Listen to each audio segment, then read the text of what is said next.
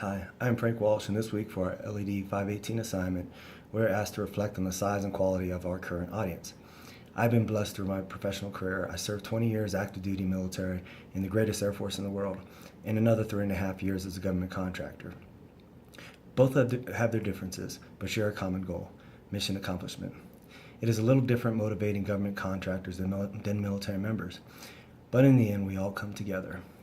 In this social technical age, we in military and government most often utilize MS Outlook, SharePoint, video teleconferencing, Office Communicator, which is a chat function, and defense collaboration services as vehicles to communicate to our audiences. In TED Talk, Michael Wesch explains knowledgeable to knowledge able. How many times do we knowledge dump instead of providing individuals or students what they actually need or require? I admit many times in the military, training scenarios, briefings, staff meetings, etc., I'm providing what I want my audience to know instead of what they require. That is hard with the military. Commanders and leadership require material to be presented in a certain format. Many times we're provided a template to use for briefings or training scenarios. A good example of this is Microsoft PowerPoint presentation. The title must be, let's say, at 28 font, headings at 20 font, bullet 16 font, etc., or it'll get kicked back or adjusted, and we don't want that. This usually isn't the case with bigger audiences or with upper leadership, such as commanders calls or distinguished visitors briefings.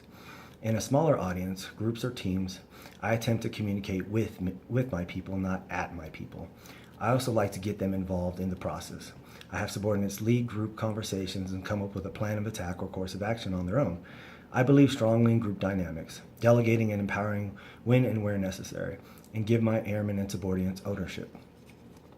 After Jesus' resurrection, he spoke to his disciples, saying, "Therefore, go and make disciples of all nations, baptizing them in the name of the Father, and the Son, and the Holy Spirit, and teaching them to observe all things I have commanded you to do. And surely I am with you always to the very end of the age." That's from Matthew 28, verses 19 through 20. I completed a word cloud on this verse, and the words teaching, observe, and all came to mind in regards to influencing others through communication. In many occurrences throughout my life, I actively engaged in creating new perspectives or prior patterns of learning and knowing. Throughout my CCU courses, I have referenced my military experience. However, today I will discuss an occurrence as a government contractor. 2 years ago, I noticed we had a pretty dead training program. Individuals went through an initial qualification program. The training took roughly 10 weeks.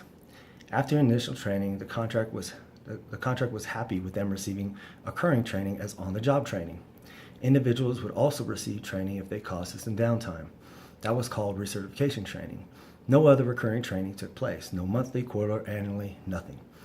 Operators were losing critical knowledge or never receiving the training they required. I proposed to leadership developing a new and revamped training program. This program would be built by operators and trained by operators. As a team, we developed new initial training and qualification, quarterly training, which was instructed by the operators, and annual recertification training. Operators were selected as trainers and certifiers. This was not allowed in the past. Only the lead would provide training, and the certifier was not even located in the same building. Morale went up because individuals did not feel micromanaged. Downtime caused by personal error dropped incredibly because individuals had ownership of the program. I am proud of the work we accomplished and that a piece of me still exists in the training program today. I will continue to grow in my communication and leadership functions. This course and others in the MOL track have helped me to continue on a better path to reach my audience. Thank you for your time and have a great day.